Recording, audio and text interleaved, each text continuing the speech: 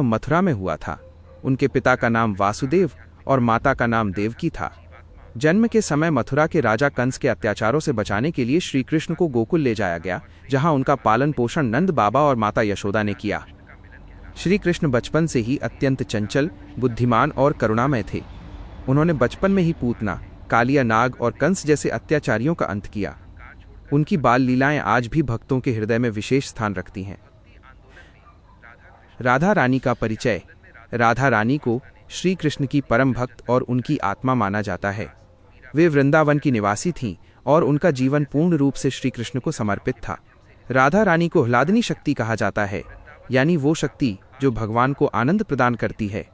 कुछ मान्यताओं के अनुसार राधा रानी का नाम शास्त्रों में सीधे नहीं मिलता, लेकिन भक्ति परंपरा और संत साहित्य में उनका स्थान श्री कृष्ण के बराबर माना गया है। कहा जाता है कि जहां कृष्ण है वहां राधा अवश्य है।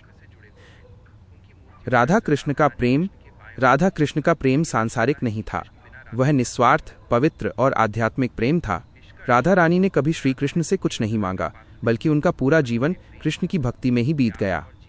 उनका प्रेम ये सिखाता है कि सच्चा प्रेम स्वार्थ रहित होता है। प्रेम में अधिकार नहीं, समर्पण होता है। प्रेम आत्मा को परमात्मा से जोड़ता है। रासलीला, बांसुरी, यमुना नदी, वृंदावन, ये सभी राधा कृष्ण के प्रेम से जुड़े हुए हैं। वृंदावन और रासलीला। वृंदावन वह पवित्र भूमि है जहां श्री कृष्ण ने अपनी बाल और किशोर लीलाएं की। यहीं राधा रानी और गोपियों के साथ रासलीला हुई। रासलीला का अर्थ है ईश्वर और भक्त के बीच दिव्य आनंद का नृत्य। रासलीला ये दर्शाती है कि भगवान हर भक्त के साथ व्यक्तिगत रूप से जुड़े होते हैं।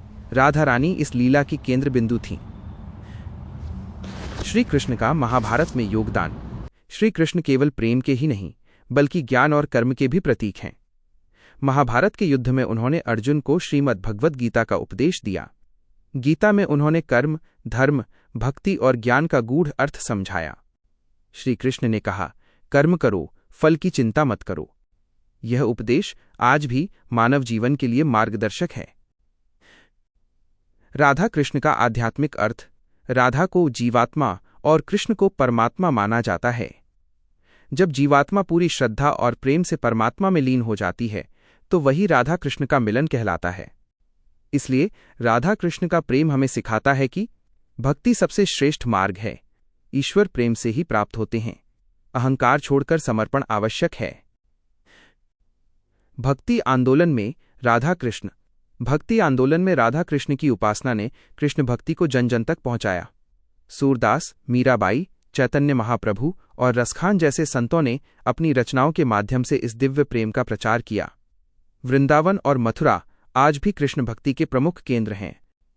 राधा कृष्ण की आज की मान्यता। आज भी भारत ही नहीं, बल्कि पूरी दुनिया में राधा कृष्ण की पूजा होती है। जन्माष्टमी, राधाष्टमी, होली और रास पूर्णिमा जैसे पर्व राधा कृष्ण से जुड़े हुए हैं।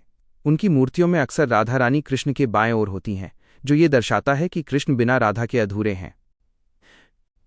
निष्कर्ष। राधा कृष्ण केवल धार्मिक पात्र नहीं हैं, बल्कि वे प्रेम, भक्ति, त्याग और जीवन दर्शन के प्रतीक हैं। उनका प्रेम हमें ये सिखाता है कि सच्ची भक्ति में कोई स्वार्थ नहीं।